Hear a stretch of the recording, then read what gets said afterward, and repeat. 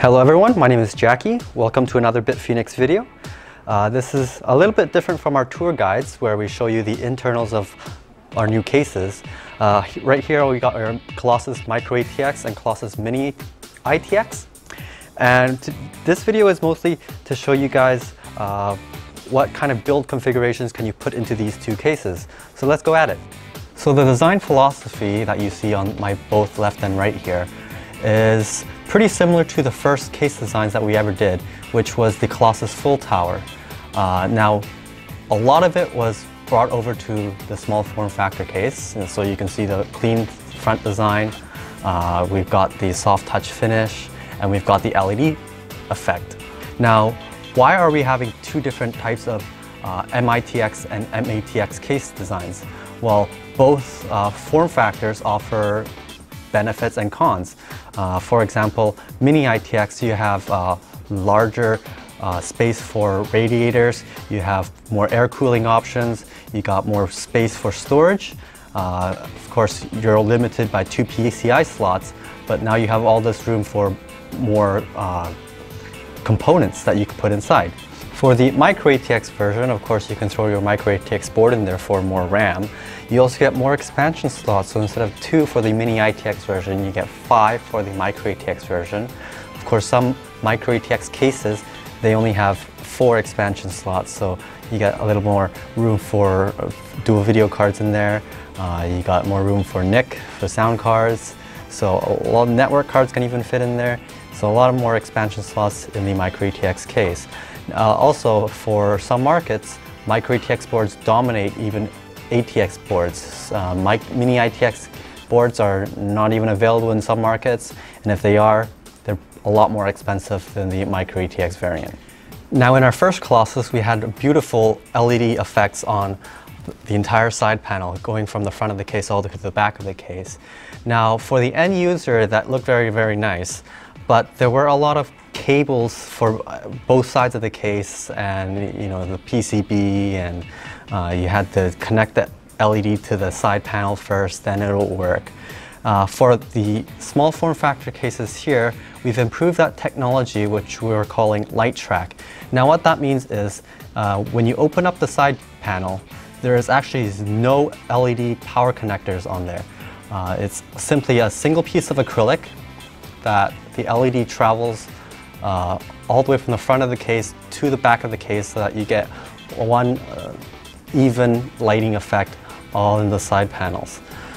So that's LiteTrak technology that we're implementing onto the Mini-ITX and Micro-ATX versions of the case. So let's first go over the Mini-ITX version of the Colossus. Now, as you can see here, the internals are slightly similar to the Prodigy and the Phenom. However, we did make some slight improvements. So let's first go over the hardware specs of the case. Starting off with the video cards, we've got room for dual slot VGAs. They go up to 33 centimeters in length. But keep in mind that if you're going to use long video cards, you're going to have to remove the middle hard drive cage to allow the video cards to be installed. However, if you're using a shorter video card like the GTX 670 Mini from Asus, you can actually still fit the video card inside while using all of the hard drive slots. Going towards the CPU height, we've got a maximum clearance of well over 180 millimeters as the case goes all the way up. Keeping that in mind, now you have a lot of room for radiators because you have all that free space that does not interfere with your video card. However, you will have to remove the optical drive in order to fit top-mounted radiators. In the front as well, you also have room for front-mounted fans. You got space for 200, 230 millimeter size fans. You got room for 2 120 millimeter fans, so even those you can install radiators inside. In addition, you also get one 140 millimeter fan mount, so lots of fan flexibility there. Now, one thing we did change in the Colossus is the power supply cage. We did receive a lot of feedback that 160mm power supplies do fit. However, they put a lot of strain on the power supply cables. So what we've done here is we made a large cutout, so power supplies mounted in any orientations can have the cables running freely and not scrunched up behind a cage, while you can still have the SSD mounts available to you. Now, in terms of water cooling, because you have such large area for your CPU cooler, you can actually fit very, very thick radiators with fans on the top, up to 240mm in length for the radiator. For the front, you also have space for 240mm radiators. The thickness can also be very thick because once you remove the hard drive cage, which is attached by a few screws, you have well over 80mm in depth for the radiators. But also for the fan mounts in the front, you also get 200 and 230 and also a single 140. So even more radiators, even bigger than 240, if you're using a 200mm radiator, they will also fit in the case. So now let's start building into the Micro-ATX version of the case. Before we do so, let me explain to you a couple different video cards and the maximum compatibility in the Micro-ATX case. You can fit up to 11.5 inches of video cards in here, but of course there are two different types of video cards. One of which is the flower card, which is a non-reference design. The second is a blower card, which is a reference design card from either AMD or NVIDIA. Now, the reason why we're calling this a blower card is because there's only one fan on the back here, and it blows air all the way out to the back of the case, exhausting. For flower cards, you have the fans expelling air throughout the case. So that makes the case a lot warmer than blower cards, because blower cards do not expel air throughout the case and only exhaust out the back. Opening up the case, as you can see here, we have a reverse-mounted Micro-ATX board. Installed, there are two video cards and a front-mounted power supply.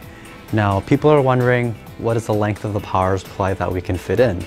Now, these 11.5-inch cards, right now, we have a 160mm power supply installed. Of course, when you're using longer power supplies, you're actually being restricted by the long VGA cards. Now, when you're using power supplies 180mm in length, you're restricted to your video card being installed on the third slot of your motherboard. Now finally, with 200mm power supplies, you're restricted to your video card being on the fourth slot of your motherboard. Luckily, there's 5 slots on the case, so when you're installing your video card, the PCI slots being taken up are on the 4th and 5th slot.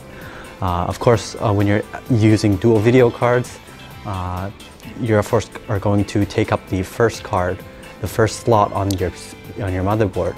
So maximum power supply length would be 160mm at the most. So now over onto the CPU cooler for the Micro-ATX case.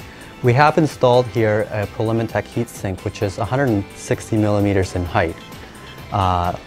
But that is the maximum clearance with the hard drive installed on the hard drive cage. If you remove this hard drive cage, or even remove the hard drive, you have 185mm of space for tall heat sinks. Moving on to the water cooling potential of the Micro-ATX case, you won't get as much flexibility with the Mini-ITX version, as the motherboard is taking up a lot more space in this variant. For radiator positions, you have the top and the rear of the case for radiators. On the top, you can place slim radiators, so there's room up to 53mm, including the fan.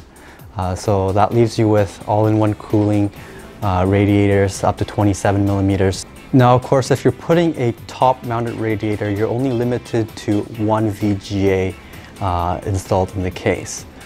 For the back of the case, you can install radiators up to 120 or 140mm in size. Thicknesses, depending on your RAM, if you're using a X79 motherboard, if you're using slim RAM there.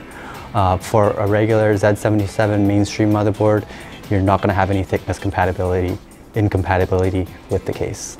Next up with the case is how to install hard drives. Now in the accessory bag we included a few rubber rings. Now these are installed on the hard drive rack itself, which is installed on the side of the case or on the bottom of the case. Installing SSDs, we use a few screws, 2 of which are pre-hooked. So all you do is slide in the SSDs and screw in 2 screws instead of 4 to save you some time. Maximum number of hard drives you can install here is 4, 2 on the bottom, 2 on this hard drive rack. Maximum number of SSDs is 3. But on the hard drive rack itself, simultaneously you can only have maximum of up to 2 SSDs or 2 hard drives. This is because once you install a third SSD on this rack, which you can, you will actually block the hard drive screw mounts. So only up to 2 hard drives and 2 SSDs simultaneously at the same time, or 3 SSDs or 2 hard drives. So let's go up close on installing your hard drives. Now this applies to both the bottom of the case and the hard drive rack. I've got 3 of the rubber rings already pre-installed, so I'm going to go ahead and install the 4th one. Next step is actually to line up your hard drive with the rubber rings. Then you screw on the hard drive to the rubber rings with the included screws.